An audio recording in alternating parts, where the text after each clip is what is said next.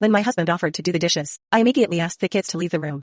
We've been married for 10 years, and this man has never once voluntarily touched a sponge. I have bargained, pleaded, started arguments, and given him the silent treatment over dishes. I have sent him articles about the mental load of housework and suggested couples therapy specifically because of dishes.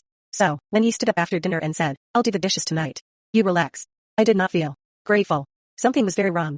"Kids, go upstairs to your rooms," I said. "Dad and I need to talk." My husband lunged across the table and grabbed my daughter's wrist. "Don't you dare go upstairs." His face was gray and his whole body was shaking violently. My daughter was so startled that she started crying. "Daddy, you're scaring me." He looked at her and his eyes filled with tears. "I know, baby. I'm so sorry, but I need you to stay down here with mommy, okay? Can you do that for daddy?" His voice was shaking so hard he could barely get the words out. I looked at this man and I didn't even recognize him. "What is happening right now?" He answered quickly. "We just need to leave." He wasn't even looking at me. He was looking up at the ceiling. "Right now, don't ask questions. Just get the kids to the car." "You're scaring me." "Good. Be scared. Just do it quietly." He grabbed our son and I grabbed our daughter and we started moving toward the front door. My husband kept positioning himself between the staircase and the children. Walking backward, his eyes locked on the second floor, landing like he was waiting for something to come down. My daughter squirmed in my arms. "Mommy, I need my jacket. It's in my room." "No."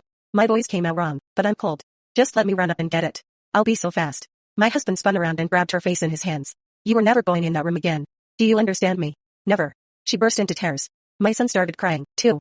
"Daddy, why are you being so mean? What's in her room?" He didn't answer. He just picked up both kids at once and carried them out the front door. I followed. My legs barely working.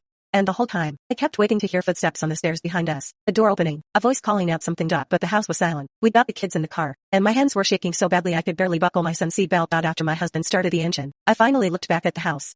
My daughter's bedroom light was on. I knew for a fact it had been off during dinner. My husband saw it, too, and he floored it out of the driveway. He drove for what felt like forever before he pulled over so fast we scudded. He was crying. I had never seen him cry before. He handed me his phone without saying a word. It was a photo of my daughter's bedroom that was taken from inside her closet, her stuffed animals on the bed, her nightgown laid out on her pillow.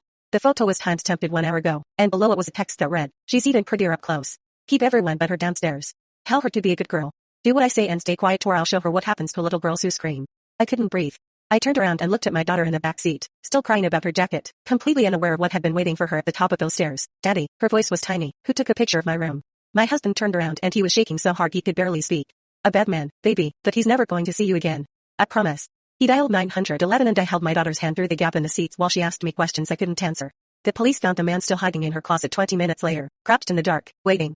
He'd cut a hole in the back panel so he could watch her sleep. They said he'd been coming into our house for weeks, and they found photos of her on his phone going back months. 10 years of fighting about dishes. That's what saved my daughter's life.